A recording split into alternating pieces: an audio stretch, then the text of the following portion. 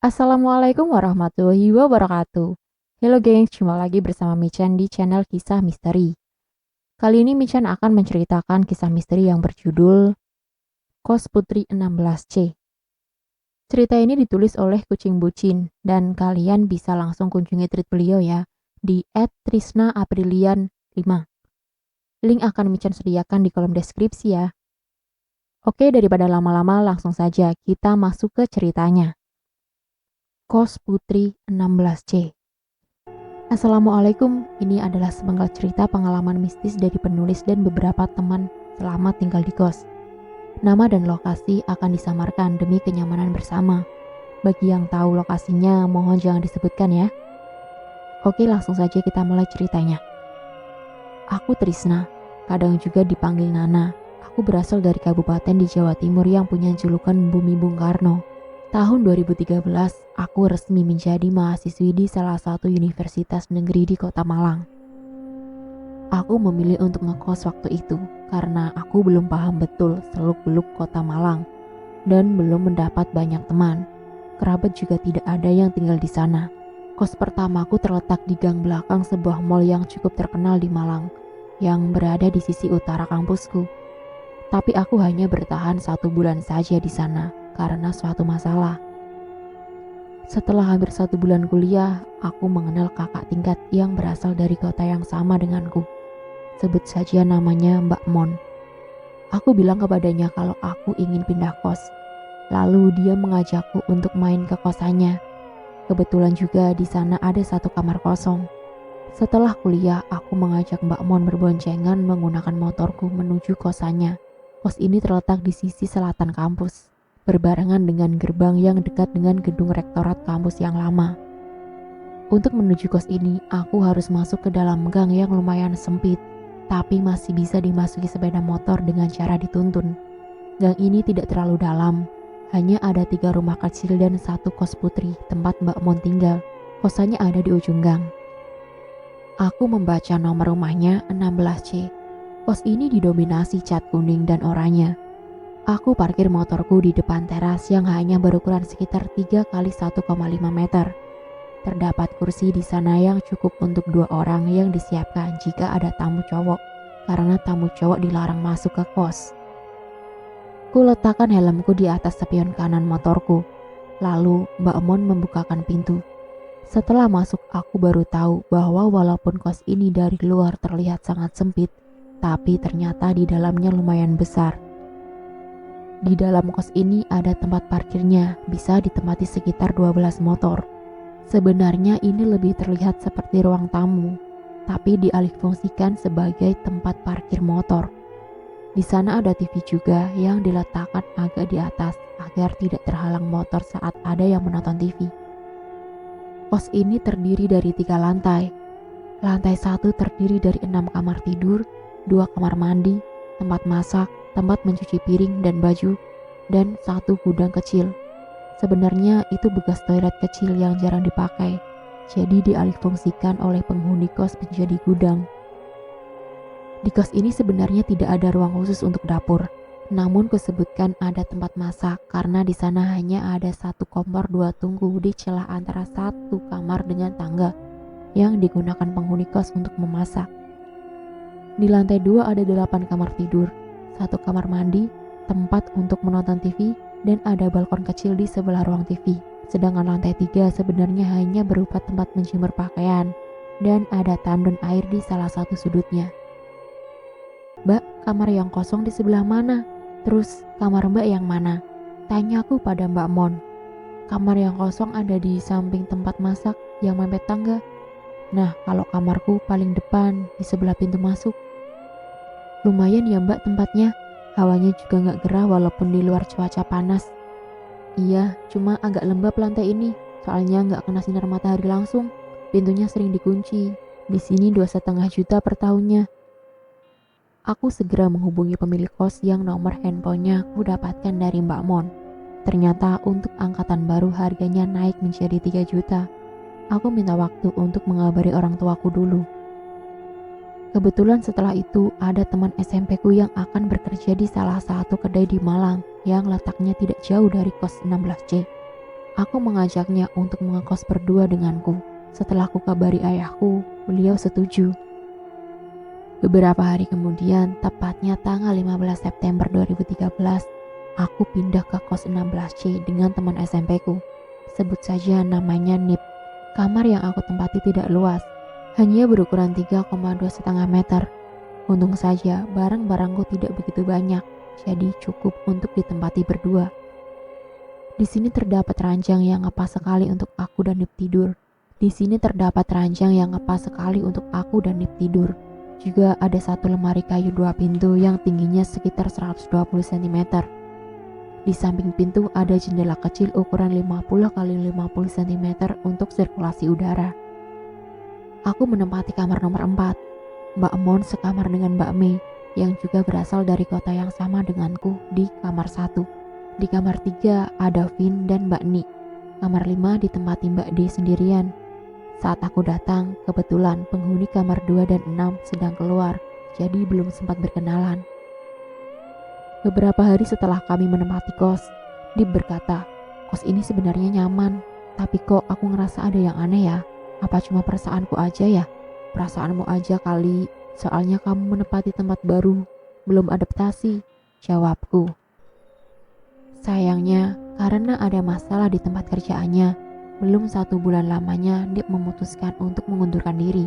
Ia pun harus pulang ke kampung halaman dengan membawa barang-barangnya sekaligus. Jadilah aku tinggal sendirian. 2 bulan kemudian, entah kenapa aku jadi sering sakit-sakitan. Badanku sering demam dan asmaku sering kambuh. Dari kecil memang aku ada riwayat penyakit asma. Tapi anehnya, sakitku kambuh hanya ketika aku berada di kos. Ketika jauh dari kos, aku baik-baik saja. Awalnya aku kira mungkin karena aku kurang menjaga kebersihan kamar. Aku pun memutuskan untuk membersihkannya sampai ke sudut dan langit-langit kamar agar tidak ada debu yang menempel dan asmaku tidak kambuh lagi. Tapi tetap saja asmaku sering kambuh. Yang membuatku heran adalah obat semprot untuk asma yang biasa aku pakai itu dosisnya tinggi. Sebelumnya saat aku gunakan sekali semprot saja asmaku bisa mereda. Tapi kali ini seakan tidak manjur sama sekali.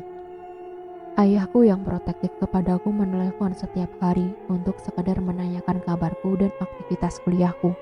Saat aku memberitahu bahwa aku sering sakit, beliau jadi khawatir. Suatu ketika di tengah malam, aku demam tinggi dan sesak nafas. Aku menelpon ayahku dan beliau memutuskan untuk menjemputku pulang. Dari kampung halamanku menuju ke Malang membutuhkan waktu sekitar 2 hingga 3 jam tergantung kondisi lalu lintas. Setelah aku menelpon ayah, aku ingin buang air kecil lalu pergi ke kamar mandi. Saat berjalan di kamar mandi, aku merasakan hawa yang aneh. Panas tapi hanya di tengkuk, padahal aku sedang meriang dan merasa kedinginan di sekujur tubuh. Tapi aku tidak begitu menghiraukannya. 2 jam kemudian ayahku datang bersama ibu dan Pak D yang kebetulan saat itu menginap di rumah. Awalnya ayah mengajakku ke rumah sakit, tapi aku menolak. Akhirnya kami memutuskan untuk pulang ke rumah. Ketika sudah sampai di perbatasan kabupaten, ibu mengecek keadaanku. Beliau bilang, "Loh Dok, ini udah gak panas badanmu? Masih sesak gak?" "Enggak Bu, sesaknya udah mendingan." Ibuku merasa heran, tapi aku yang sudah beberapa kali mengalami keanehan ini merasa biasa saja. Setelah 2 hari, aku sudah sehat dan memutuskan kembali ke Malang. Dan lagi-lagi, setelah sampai di kos beberapa jam, sakitku kambuh. Kejadian seperti ini terulang beberapa kali sampai dalam waktu 1 bulan aku hanya masuk kuliah 4 kali. Aku pun harus mengejar ketinggalan materi dengan mengerjakan tugas-tugas yang diberikan dosen. Karena keanehan ini, keluargaku yang kejawen memutuskan untuk membawaku ke orang pintar. Sebut saja namanya Mbah Sum. Rumah Mbah Sum terletak tidak jauh dari salah satu tempat wisata terkenal di kotaku, yang tempatnya banyak coklatnya. Sesampainya di sana, Mbah Sum menatap mataku. Sesaat beliau terlihat seperti menerawang, lalu bertanya, "Nduk, apa kamarmu tempatnya di samping tangga?" Aku sedikit terkejut dan membatin. Bagaimana beliau bisa tahu?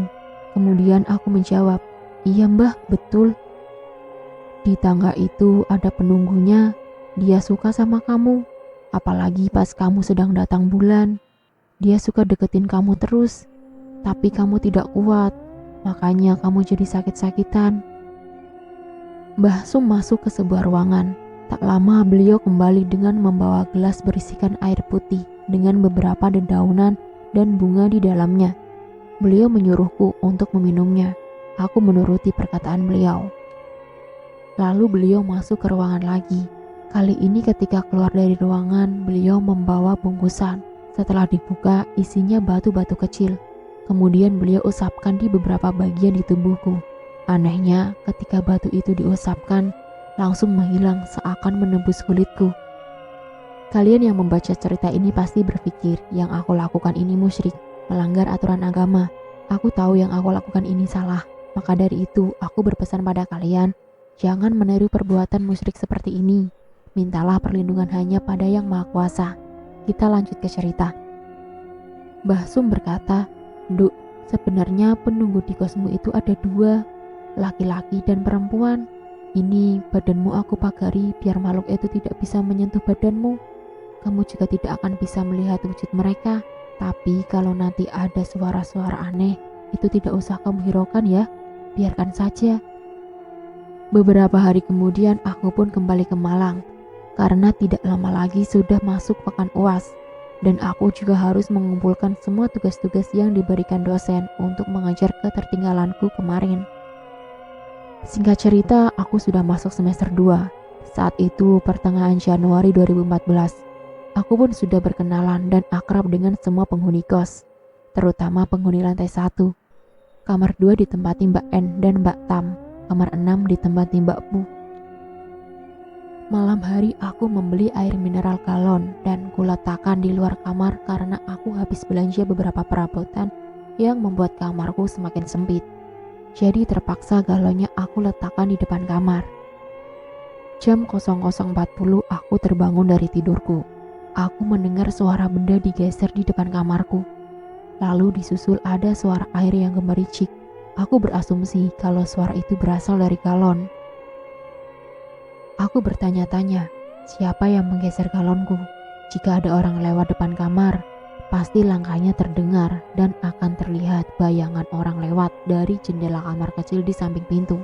Tapi tidak ada yang lewat sama sekali. Lalu suara itu terdengar lagi. Srek, piuk, piuk, piuk. Suara yang sama dari depan kamar. Kemudian disusul suara buk. Beberapa kali namun berjeda setiap beberapa detik. Berasal dari tangga, seperti ada orang yang sedang menuruni tangga dengan melompat atau mungkin menghentakkan kaki. Tangga itu kan bukan tangga kayu atau besi yang mudah menghasilkan suara. Jadi jika ada suara langkah agak keras seperti itu berarti kakinya dihentakkan. Tapi mengapa? Dan siapa? Batinku. Suara itu berlanjut hingga 10 menit lamanya. Aku mulai takut, namun sangat penasaran. Aku mencoba beranjak perlahan dari tempat tidur untuk melihat ada siapa di tangga. Ku buka pintu kamar pelan-pelan tanpa bersuara. Ketika aku melangkah keluar dari kamar pun suara di tangga masih terdengar jelas. Berarti seharusnya masih ada orang di situ. Aku menoleh ke arah tangga dan kudapati tak seorang pun ada di sana. Semakin takut, aku berbalik, bukan masuk ke kamarku, tapi ke kamar Mbak N dan Mbak Tam. Aku mengetuk pintunya, tidak ada jawaban. Lalu aku nekat membuka pintu kamarnya dan bersambung. Sekian, segitu dulu ya guys ceritanya, dan untuk kelanjutannya akan Michan bawakan di part yang kedua. Dan Michan ucapkan terima kasih untuk kalian yang sudah menonton video kali ini. Tak lupa Michan ingatkan untuk tekan tombol like, comment, share, dan subscribe ya guys. Dan tekan juga tombol lonceng untuk mengaktifkan notifikasi cerita-cerita yang selanjutnya. Bye bye, wassalamualaikum warahmatullahi wabarakatuh.